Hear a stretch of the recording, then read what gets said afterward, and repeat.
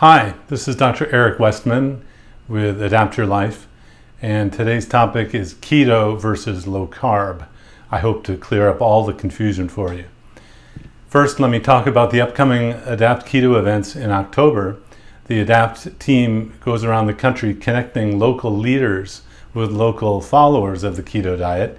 They are Saturday all day events, and they're actually pretty fun. It's pretty exciting to see everyone having success with low-carb keto diets.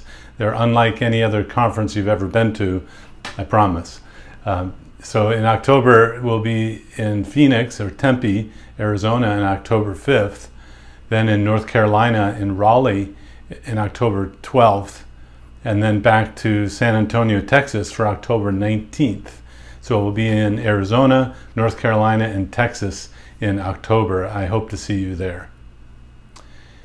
So keto versus low carb, the message today is a strong one, and it's because it's brought together at least three different major forces. The forces have different emphases, and thus they're confused. They have different purposes, and thus it gets confusing. So the first thing to talk about on the keto diet is where the name comes from. And the keto diet comes from the name of ketones, because if you restrict carbohydrates, you will start burning fat and ketones instead of the sugar and carbohydrates that you used to eat. So the keto diet is defined by the term keto or ketones. But not all of the influences in the current keto message are from the keto world.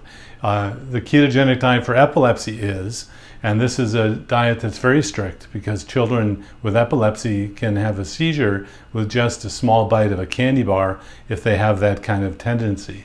They are focused on macros, and every meal has to be focused on the right macros if you're doing the ketogenic diet for epilepsy.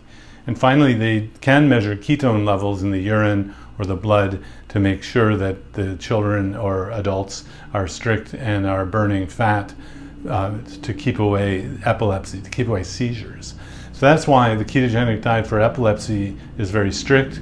It has a focus on the macronutrients. It's also focusing on measuring ketones if you can. Now, the paleo-primal movement, which influences the current keto message, does not necessarily have keto in it at all. In fact, the paleo-primal movement has higher carbs, maybe 50 to 100 grams, so not everyone will be in ketosis. And it focuses on the food quality, kind of the ancestral way of eating, and grass-fed beef and all this other organic sort of thing that is not necessarily related to ketosis or keto or fat burning.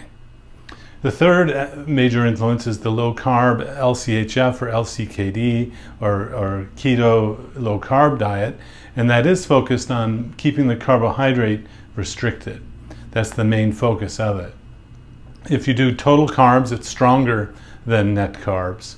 Not that net carbs is wrong, it's just a little less powerful than total carbs, like an over-the-counter medicine. It can still work, but the total carb method is like the prescription strength. And then low-carb diets are not always keto, but the ones that are focused on in the low-carb keto message are, but they don't have to be, so it's confusing. Now, making it even more confusing is the new, on the far left there, drinking butter and oils and medium chain triglyceride or MCT, and drinking ketones to get your ketone levels up. So this is kind of an outgrowth of the ketogenic diet for epilepsy, where it focuses on measuring ketones and the macro focus and being very strict.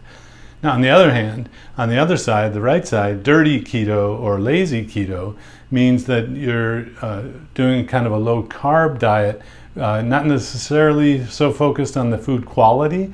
That's the dirty keto. And then lazy keto, meaning, well, you're not focusing on the macros and the measuring ketones. You don't have to be as strict because you're not treating epilepsy. If you are doing low-carb and you're doing it to treat obesity or diabetes, and you have a slip up and you eat some carbs, it's not going to cause a seizure. It might cause the blood sugar to go up, or it might cause you not to gain weight, or not to lose weight, excuse me, for that week or so. So this is part of the current confusion, although I have to say, getting it all together has raised the volume of the signal keto. And if this is kind of a fire hose of information coming at you, I hope it can clarify where the different messages come from. And depending on what you're trying to accomplish, it may help you figure out what things to focus on, what things to not focus on so much. I hope to see you in October at the Adapt Keto events in Arizona, North Carolina, and Texas. Until the next time.